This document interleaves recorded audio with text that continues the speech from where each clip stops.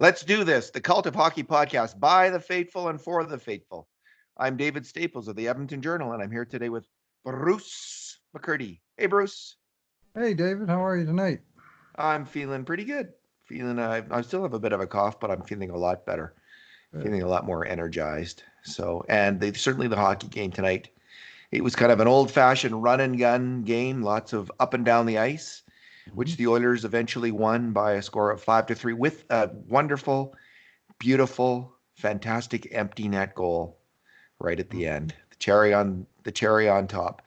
It's just so nice when your top scorer, who's going to be racing for the Art Ross Trophy this year, gets that cheapy goal. Bruce, you got to love that. Wasn't completely cheap. He made a nice play to pick that pass off and hit the net, but the game was decided at that moment. It wasn't, it was sort of a cherry on top, as you say. Do you know, David, uh, the Oilers have scored one empty net goal in the first half of the season, 41 games, and since then they've played 15 games and have scored seven empty net goals. Nice. Yeah, I'll Justice. say. Justice. Do you know how many I'll they've say. given up by chance?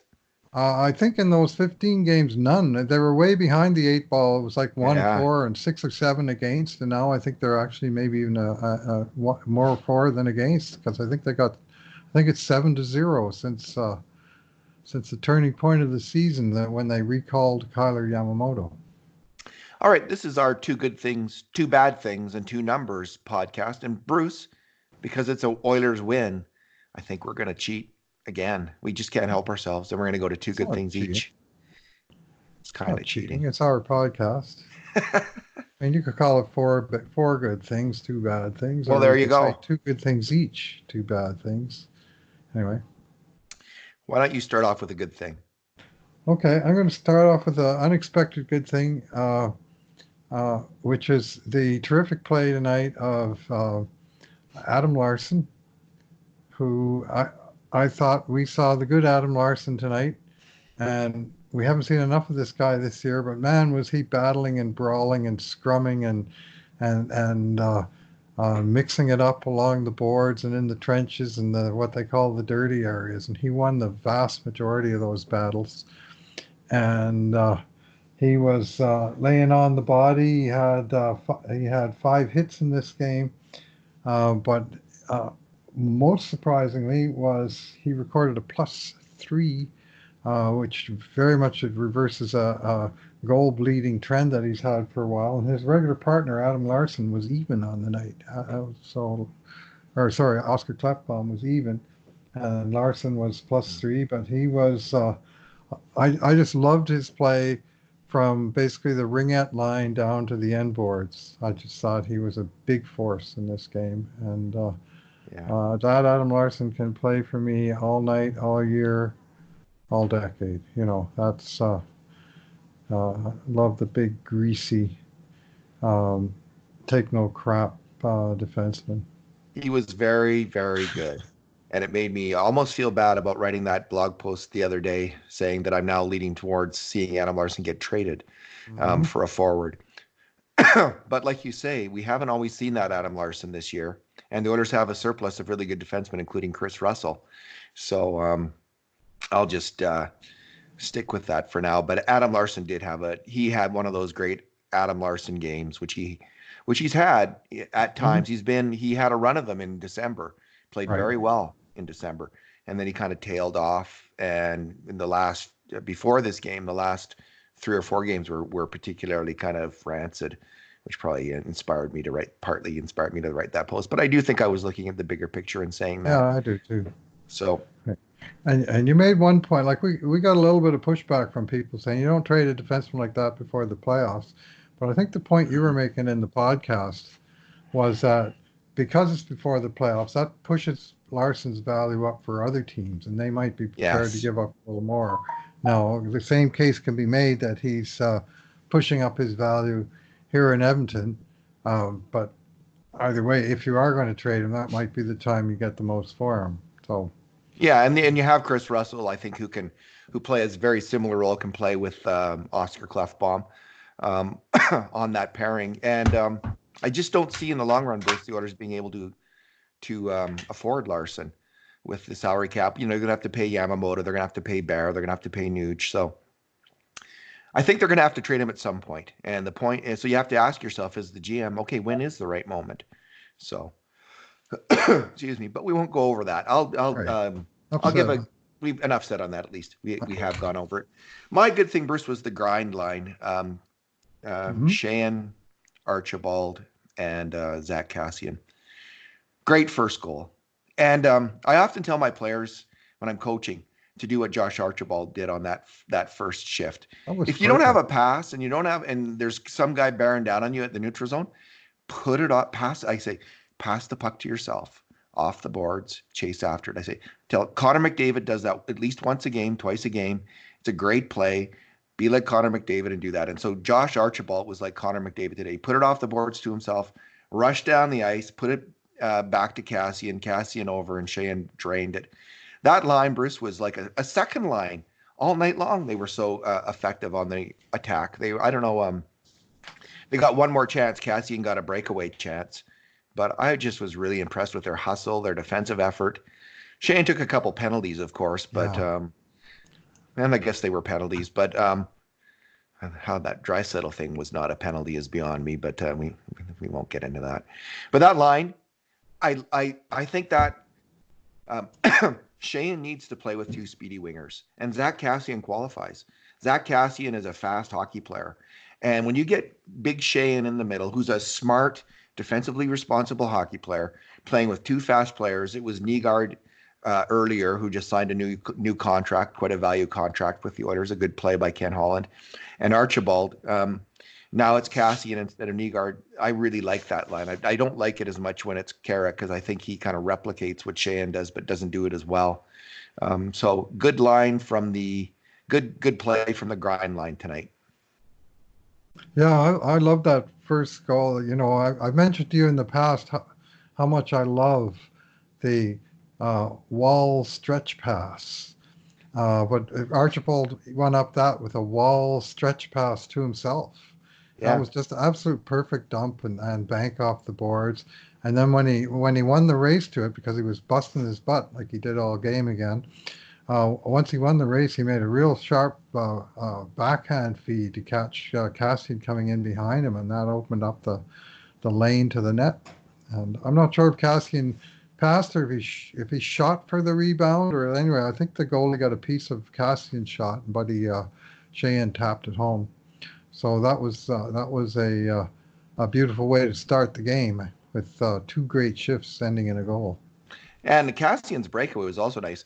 Started off by a beautiful stretch pass by none other than the 40th leading defenseman, even strength scorer in the NHL, Darnell Nurse, hit Cassian on the fly with a great pass.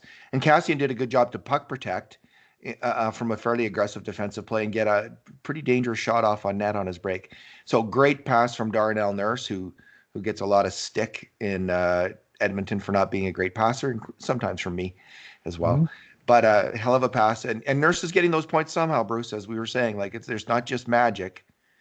He's not a great passer, but he's capable of the great pass. If you'll Yes, accept the yes. distinction, like every once in a while, he's like that. He's like that quarterback in football. You don't see these guys anymore because they're extinct. But who would pass? He'd have an under 50% passing rating, but he would go deep once in a while and make up his yards in bigger chunks. And anyway, he Dan when he does, Pastorini, yeah, yeah, yeah, Joe yeah. Pisarchuk, Daryl LaMonica. Daryl Fuego. LaMonica. There's your mandatory 70s sports reference for this podcast. LaMonica's 60s, Bruce. I Is hate he to say it. 60s? Yeah, I guess AFL, eh? That would be Yeah. 60s. Yeah, that kind of passer was around then. Terry Bradshaw started out like that as well. Yeah. All right. What's your other good thing? Well, I think tonight we have to commend again the play of Kailer Yamamoto, who was named in the building as the first star, and rightfully so. I mean, you could certainly make a case for Leon Draisaitl as first star with 4 points, but Kyler had a pair of goals, and I thought he was just a force out there, uh, charging down pucks. I mean, the one goal that he scored, he made at least two plays earlier in the shift to win board battles and against the odds. Like there was one that went into the corner. I thought, oh, the Chicago guys just got going to win the race and ice it because they were killing penalty at that time. And Yamamoto went into the corner board so hard that he actually went past the guy and hit the boards, but as he got there, he got to the puck first and kept the play alive. And then he, after winning the board battles, he hustled his butt to the net front and was able to fish the puck out of the goalie's pads and tuck it over the goal line. That was a high skill play in addition to being, a gutsy, gritty kind of go for the net play. And he's just playing balls out. Man, I'm just loving this game. And one mistake in the defensive zone, one bad clearance in the third period, but he also made up for that with a great shot block where he tipped one into the netting from middle slot. And that good stick of his does him well in multiple situations, not just in the offensive zone, but that's certainly where he's probably at his best. Fantastic draft pick by the Keith Gretzky, Peter Chiarelli regime. I mean, Chiarelli doesn't get credit for that, but he did hire Gretzky. But what a great draft pick. And, heading into the season, Bruce, there was lots of doubts about Yamamoto, including from me. Mm-hmm. Oh, I hadn't seen him much. I hadn't seen him much in the AHL because every time I was watching that team, he was injured. So I hadn't, and he was injured all throughout training camp. We didn't even get to see him then. But man, he has just been everything. You always see that. You're always hoping that your team gets that out of nowhere, that like great player like Chicago did with Duncan Keith.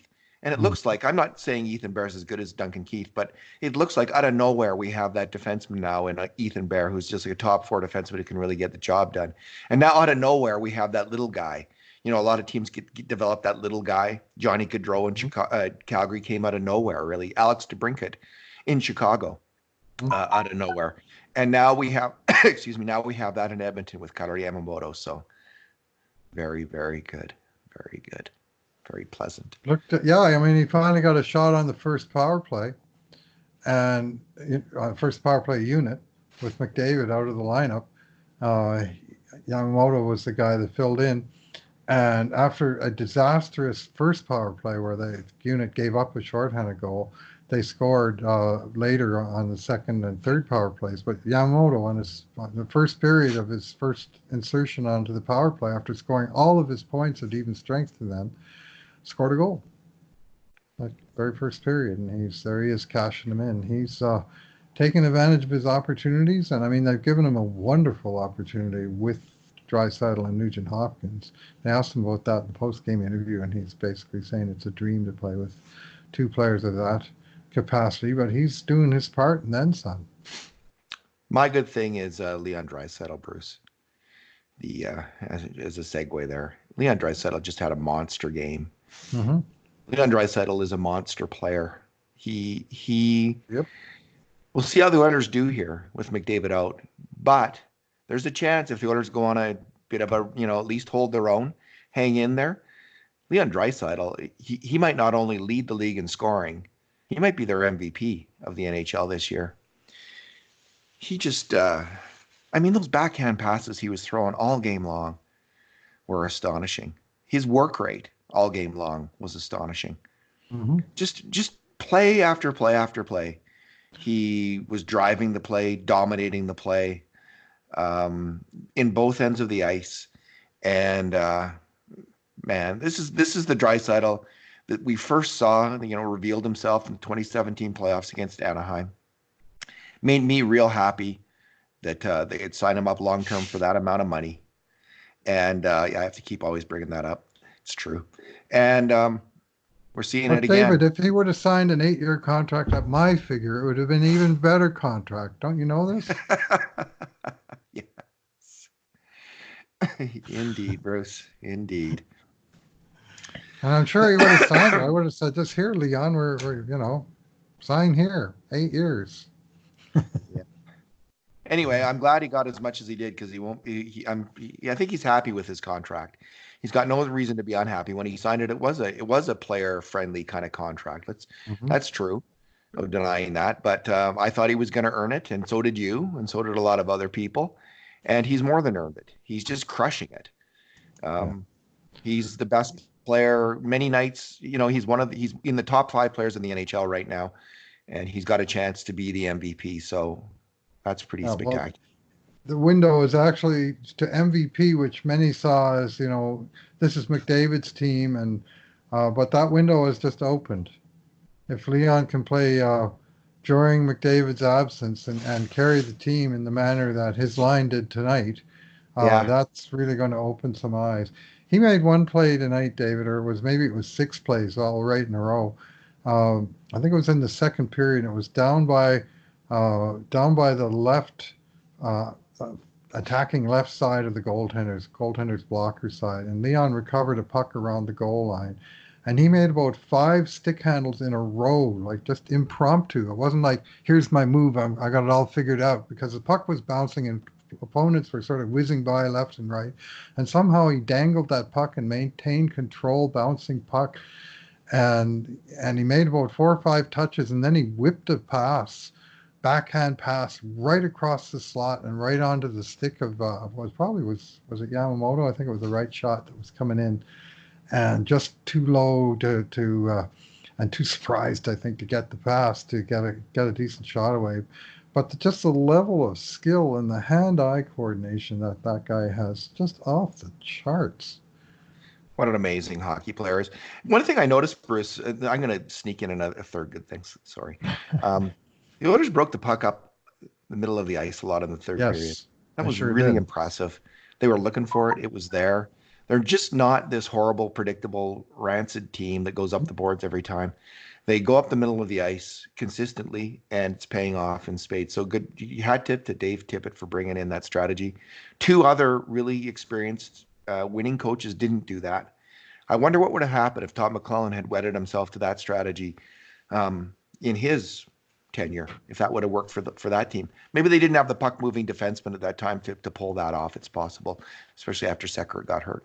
Bruce, what is your bad thing? I'm going to go with Zach Cassian's coverage on the 1-1 goal, or lack thereof, on the 1-1 goal. And I went back and I watched this goal a couple times. And this was the one where Connor Murphy got the puck in Chicago's territory, and he whipped a very good stretch pass to Patrick Kane.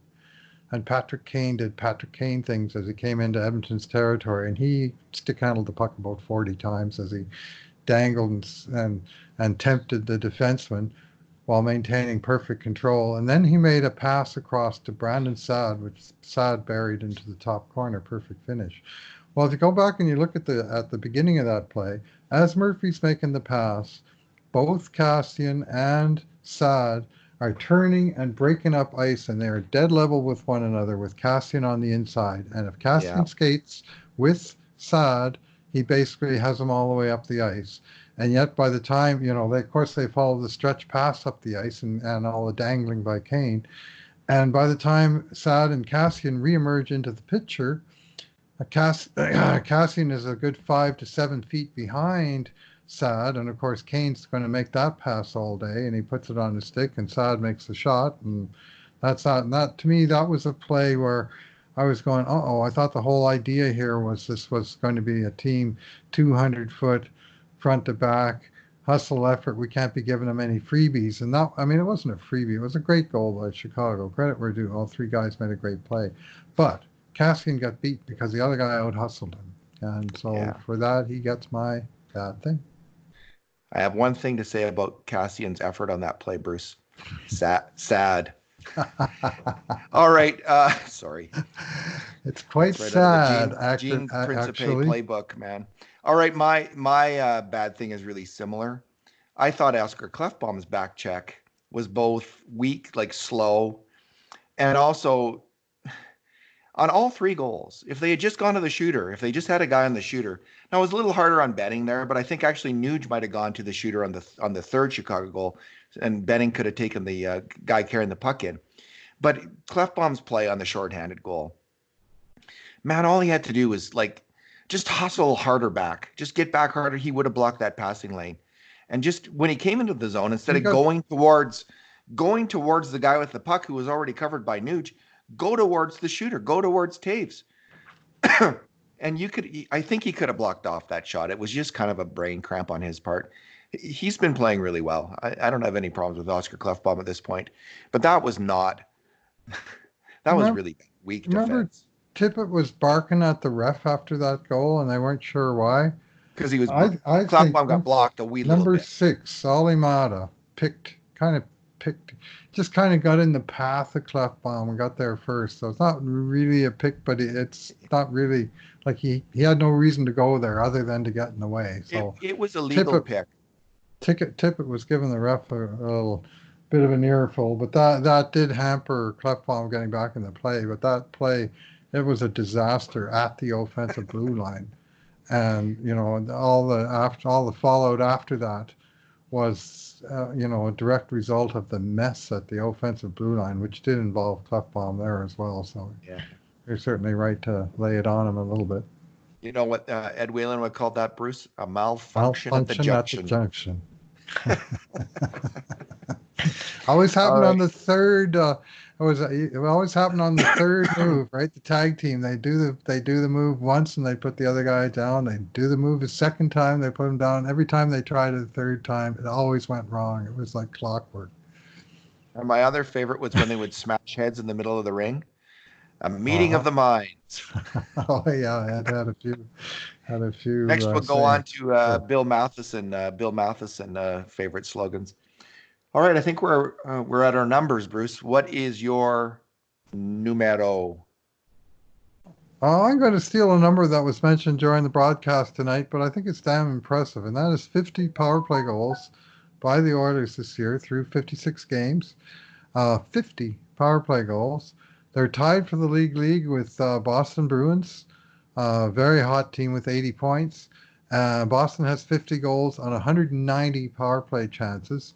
Edmonton has 50 goals on 167 power play chances, followed by Vancouver with 48 on 205 chances. So Edmonton's in the bottom half of the NHL in power play opportunities, but they're number one in goals on the power play. That power play, and even without McDavid tonight, once the first one uh, went to hell, they came. The second power play was great. They were all over them. They had two or three chances and dangerous passes and stuff, and total control of the puck for the whole thing. And then finally, they couldn't be denied any further. That was a terrific power play. And then of course they scored again on the third power play, and they never got any more after that. Yeah, But they got the third one. It was only 5 minutes into the second period, and it made it 4-3, and the score just stayed there for the last 35 minutes, right till the last 3 seconds. yeah. The Oilers were kind of lucky that Chicago's not a very good team. You know, Chicago scored 3 goals on its only first 3 grade A scoring chances, and yet the Oilers were able to win that game. That's a pretty unusual win for any team. Bruce, my numbers are a series of statistics about the top line on the Oilers. So since Okay. Yamamoto was recalled Oh in yeah. the 15 games, the number one scorer in the NHL, as he's been all year, is Leon Draisaitl. But he's Hmm. had 28 points in those 15 games, 1.86 points per game. The sixth leading scorer in the NHL in that time is Ryan Nugent-Hopkins. Sixth leading scorer, 21 points in 15 games. And again, Nuge came into this season saying, "What do you want, Nuge? What do you want out of this year?" He said, "I want to find some line mates that I have chemistry with." Good. He got his Christmas present when Yamamoto was recalled, a little belated. And Yamamoto himself is 46th in league scoring. Nuge has 1.4 points per game. Yamamoto's now got 14 points in 15 games, 0.93 points per game. So these guys, they are just they're on fire, and it's going to, now that they're on the power play together, all three of them. Yamamoto's point total, excuse me, is going to take off as well because all of his points, except for the 1 goal tonight, have come at even strength. So he's going to be feasting. I hope. I hope to see. The concern is with a player like Yamamoto. He is shooting, I don't know what it is now, probably 25, 26%. That isn't sustainable. That's always the concern with any hot streak. No hot streak is sustainable, is the truth, obviously. And no player is going to keep shooting 26%, 25%, unless they're Yari Curry in the 1980s for 4 years straight, as you mentioned in our pre-broadcast talk. But I think this line can keep going, Bruce. I think this line can keep producing, and they show no indication of slowing down. Yeah, they're going to have games where they're shut out, but these guys are going to keep pouring it on because they got it going on. They can pass. They're three smart players and three great passers, and not bad shooters out there either. With Yamo going to the net, and Nuge can snipe, and Draisaitl, of course, has got a great gun. So exciting times. If only McDavid, when he comes back, could get a line mate like Yamamoto, and maybe other than Yamamoto, I don't want to see him taken off that line. Yeah, well, it was a gutsy decision by Tippett to leave that line together tonight with the gaping hole at center. Yeah. The temptation would have been strong to put Nugent Hopkins into McDavid's spot, but really, what is McDavid's spot? Because he didn't really have any burning wingers, so you might as well keep your hot line together and hope your 3/4 lines can saw off and your first line can win you the game. And that's essentially how it kind of worked out tonight. So, yeah, Yamamoto's shooting percentage is 28%, 7 goals on 25 shots, and he's tied with 7 goals on 25 shots for Yamamoto, and he's certainly making them. But I mean, look where those shots are coming from. Well, yeah, they're like 3-foot shots or 1-foot shots.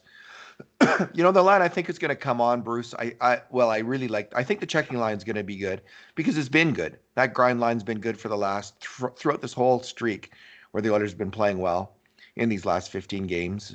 That grind line has been good, but I think that the Haas Gagner chase on line is going to score some goals, and obviously the Oilers are going to need that line to score some goals. But they were really playing well before they were broken up. That's why Gagner got promoted to the top line, because that line was playing so well. So I think, excuse me, that we're going to see that line continue on and maybe get a few more goals out of them.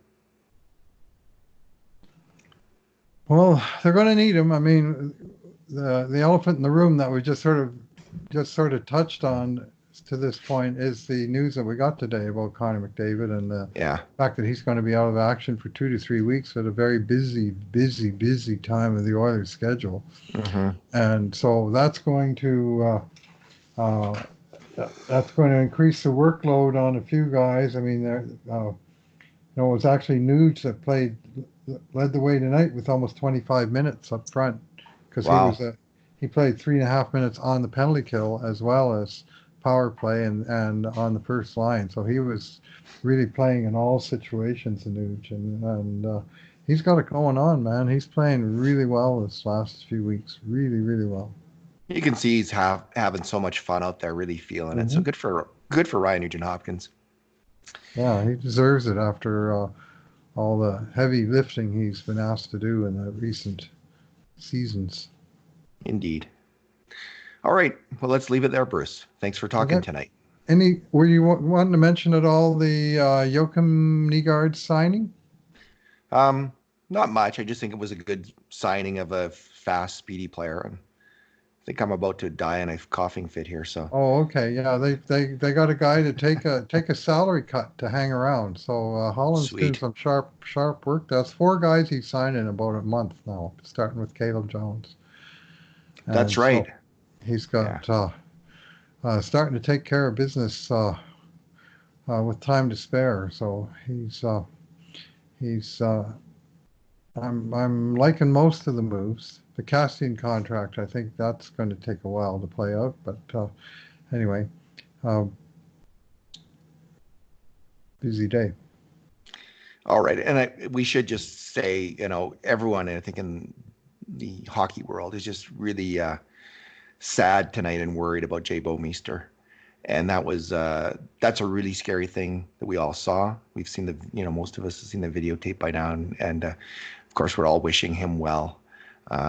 Edmonton boy and a great NHLer. So good luck to you, Jay Bouwmeester. Hope everything is well with you. Shades of Yuri Fisher, that scene? And it was, and of course, Bouwmeester says an Edmonton boy. His dad, Dan Bouwmeester, Was Coach. assistant coach of the Golden Bears for many years. And you know what? The dads were on this trip. Yeah. So can you imagine what a nightmare for them? Oh my goodness. Well, at least he's there to be with his I son. guess, yeah, but I mean, No, all that's those good. dads, I mean, holy crap. I mean, to talk about a worst case scenario, I'll have to have some fun watching the boys play, and that Yeah. happened. Well, the good news, if there is any good news, and it's still early, so we don't know, but Darren Payne did, who was at the game, he was the broadcaster, and he did say that Bowmeister was alert heading into the ambulance and acknowledging other people. All Uh, right, so we'll leave it there. Thanks again, Bruce. okay, thanks for listening, everyone. Feel better, David. Yeah, I do feel better. Just this cough is hanging on. And in the meantime, and in between times, this has been another edition of the Cult of Hockey podcast.